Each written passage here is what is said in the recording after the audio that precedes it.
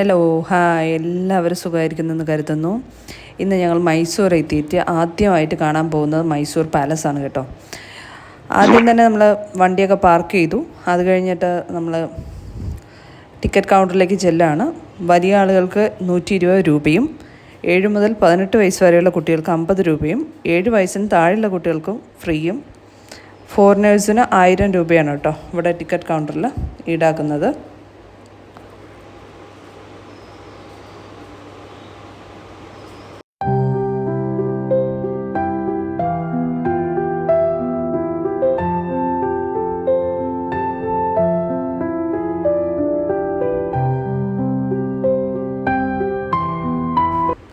അങ്ങനെ ഞങ്ങൾ കൊട്ടാരത്തിൻ്റെ അകത്തേക്ക് കടന്നിരിക്കുകയാണ്.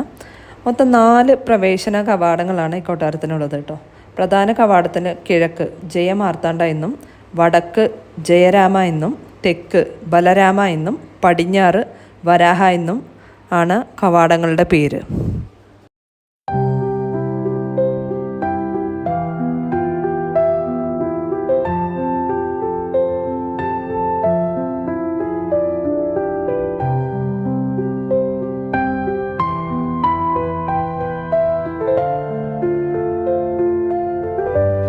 അങ്ങനെ ഞങ്ങൾ കൊട്ടാരത്തിൻ്റെ ഉള്ളിലേക്ക് കടന്നിരിക്കുകയാണ്. ചെരുപ്പ് ഉള്ളിൽ അലൗഡ് അല്ല. ഫ്രണ്ടിൽ നമുക്ക് ചെറിയൊരു ഫീസ് ഈടാക്കുന്നുണ്ട്. ചെരുപ്പ് അവിടെ ഊരി കൊടുത്തിട്ട് വേണം നമ്മൾക്ക് ഉള്ളിലേക്ക് കിടക്കാനായിട്ട്. എന്തായാലും നമുക്ക് കൊട്ടാരം എല്ലാം കണ്ടിട്ട് വരാം.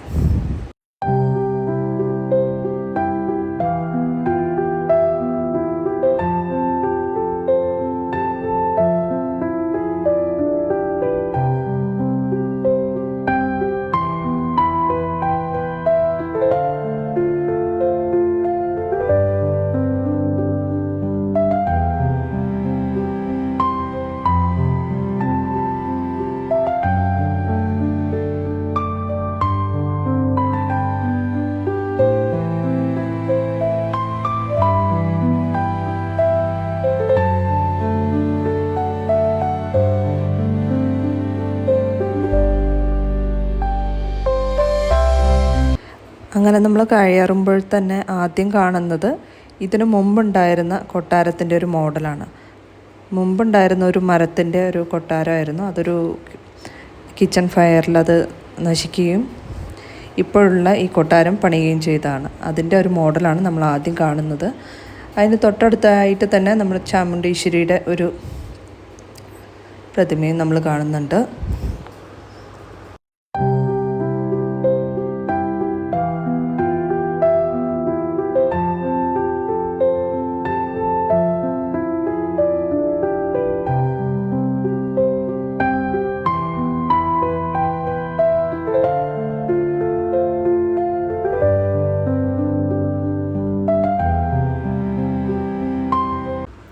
കൊട്ടാരത്തിലെ കൊത്തുപണികൾ പറയാതിരിക്കാൻ പറ്റില്ല. നമ്മളിങ്ങനെ നോക്കി നിന്നു പോവും.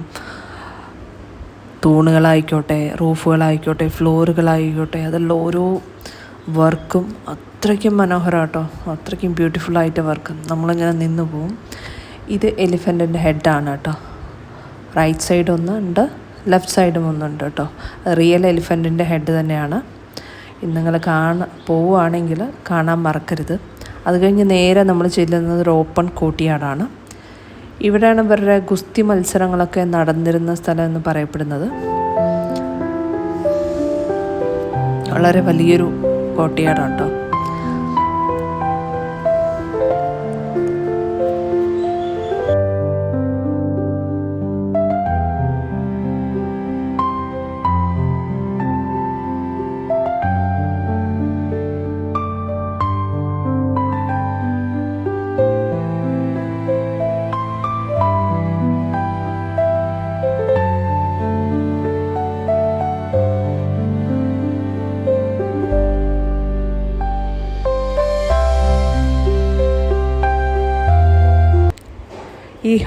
ഈ കാണുന്ന ഹാളെന്ന് വെച്ചാൽ ഇവിടുത്തെ റോയൽ മാരേജസ് ഒക്കെ നടക്കുന്ന ഹാളാണ് കേട്ടോ. കല്യാണ മണ്ഡപം പോലെ അവിടുത്തെ റോയൽ മാരേജസ് ഒക്കെ നടക്കുന്ന സ്ഥലമാണ്. വളരെ കാണാൻ അത്രയ്ക്കും ബ്യൂട്ടിഫുള്ളാട്ടോ.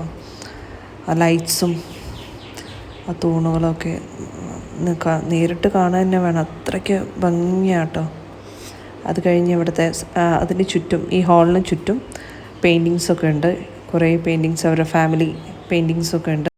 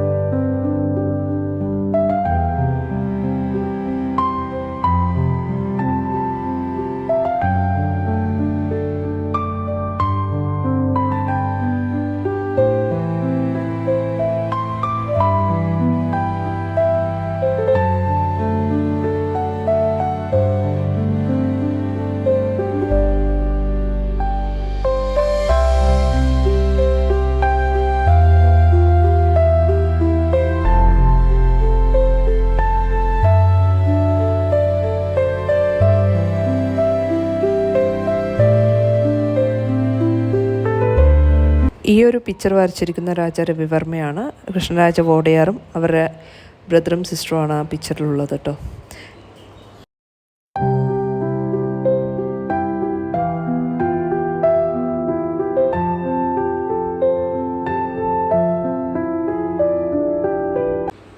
ഈ കാണുന്നതൊക്കെ അവർക്ക് കിട്ടിയ ഗിഫ്റ്റുകളാണ്. രാജാക്കന്മാർക്ക് കിട്ടിയ ഗിഫ്റ്റുകളും മൊമെൻറ്റോസും ഒക്കെയാണ് ഈ കാണുന്നത്. മരത്തിലും സിൽവറിലും ഒക്കെയുള്ള ഗിഫ്റ്റുകളാണ് ഈ കാണുന്നത്.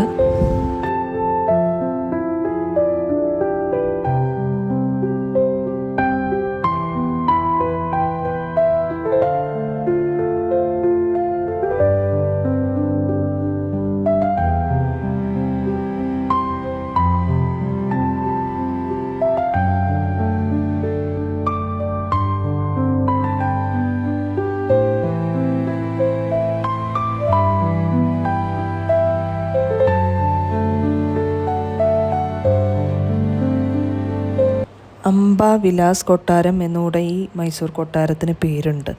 അതുപോലെ തന്നെ ഇത് ചാമുണ്ഡി ഹിൽസിനെ ഫേസ് ചെയ്തിട്ടാണ് ഈ കൊട്ടാരം സ്ഥിതി ചെയ്യുന്നത്.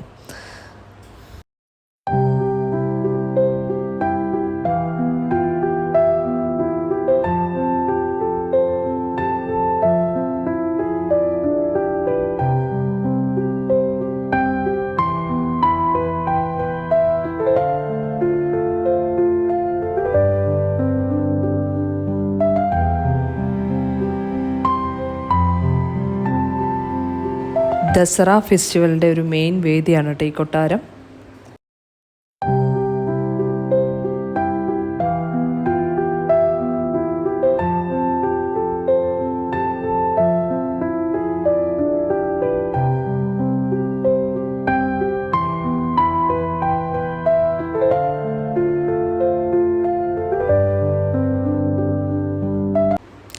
ഇന്ത്യയിൽ താജ്മഹൽ കഴിഞ്ഞാൽ ഏറ്റവും കൂടുതൽ വിനോദസഞ്ചാരികൾ വരുന്നത് മൈസൂർ പാലസ് കാണാനാണ് കേട്ടോ.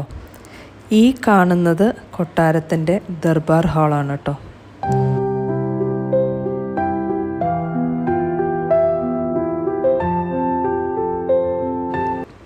കൊട്ടാരത്തിൻ്റെ ഹിസ്റ്ററി പറയുകയാണെങ്കിൽ ഈ കൊട്ടാരം പല തവണ പുതുക്കി പണിത ഒരു കൊട്ടാരമാണ്.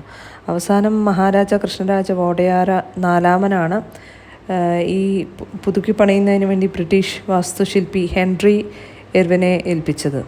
അന്ന് 1912 41 ലക്ഷം ഇന്ത്യൻ രൂപ ചിലവിലാണ് ഈ കൊട്ടാരത്തിൻ്റെ പണി പൂർത്തിയാവുന്നത്. അങ്ങനെ ഞാൻ കൊട്ടാരമൊക്കെ കണ്ടു, ഇറങ്ങി ഒരു ഐസ്ക്രീമൊക്കെ കഴിച്ചു. അവിടെ കുറേ കടകളൊക്കെ ഉണ്ട് കേട്ടോ, വെള്ളം, ഐസ്ക്രീം, അങ്ങനെ കുറേ കാര്യങ്ങൾ. അത് കഴിഞ്ഞ് മൊത്തത്തിൽ കൊട്ടാരത്തിൻ്റെ ഒരു കുഞ്ഞു വീഡിയോസൊക്കെ എടുത്തു, കുറേ ഫോട്ടോസൊക്കെ എടുത്തു. അങ്ങനെ മൈസൂർ പാലസ് ഞങ്ങൾ കണ്ടിറങ്ങി. എല്ലാവർക്കും ഈ ഒരു വീഡിയോ ഇഷ്ടമാവുമെന്ന് കരുതുന്നു. എല്ലാവരും ലൈക്ക് ചെയ്യുക, സബ്സ്ക്രൈബ് ചെയ്യുക. Thank you, by.